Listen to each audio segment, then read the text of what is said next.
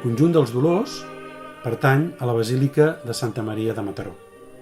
El Museu Arxiu, que col·labora des de fa 70 anys amb la parròquia de Santa Maria, que és la més antiga del terme, detecta en els últims anys un deteriorament important, especialment en la pintura mural del conjunt dels Dolors. És aleshores que el Museu Arxiu de Santa Maria comunica a les administracions pertinents la necessitat d'engegar un procés de restauració i conservació integral del conjunt barroc dels Dolors. La Capella dels Dolors és una joia del barroc català i la seva conservació és molt important. Per això, des del Centre de Restauració ens vam posar d'acord amb el Bisbat de Barcelona, l'Ajuntament de Mataró i la Diputació per dur a terme la seva restauració integral. I això ho hem fet per dues raons. La primera, per resoldre les patologies existents i també i sobretot per recuperar el seu missatge estètic.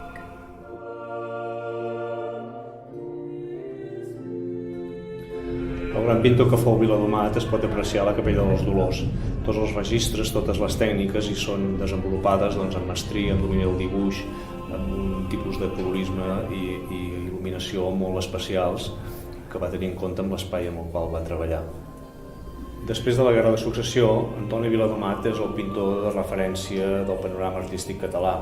És capaç de treballar en el gran domini de les perspectives, dels trampalers, de les pintures murals i il·lusòries, com és capaç de fer un tipus d'escenes, d'història, de narracions, amb un bon domini del color, amb un bon domini de la composició, que justament desplegaran aquest gran cicle del Via Crucis que fa a la Capella dels Dolors.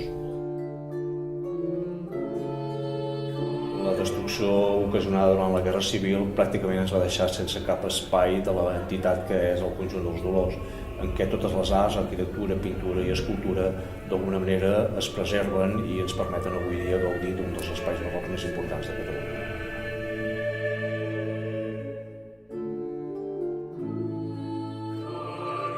Els estudis previs i les anàlisis realitzades a les pintures murals ens ha servit per determinar quin tipus de tècnica pictòrica havia utilitzat i el seu estat de conservació.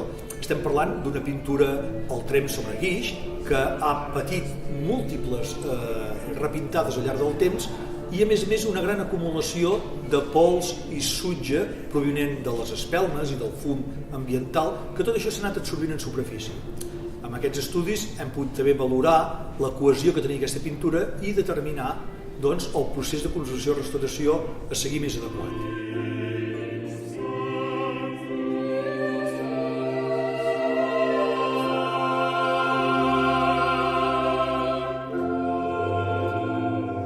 Per determinar la metodologia dels processos s'ha fet un mapa amb el recull de les alteracions.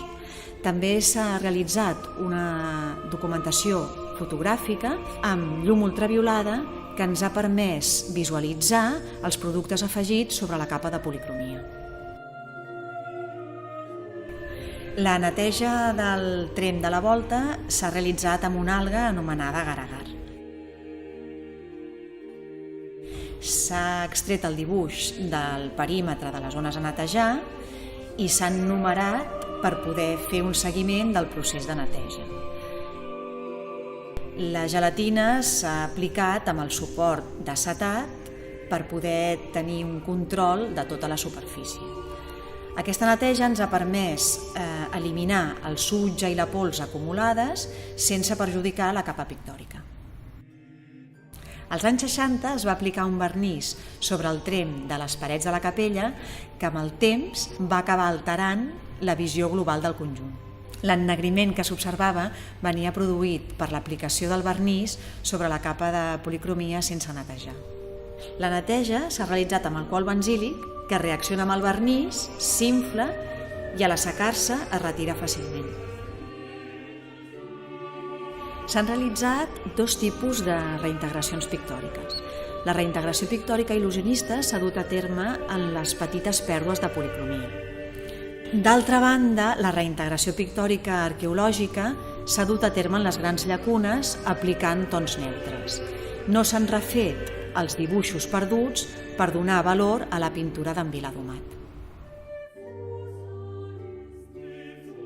En la restauració de les pintures de la Capella dels Dolors s'ha dut a terme un nou mètode de neteja de tremps menys agressiu per la capa de policromia que ha permès ressaltar al màxim els detalls de la pintura del gran mestre que és Viladomat.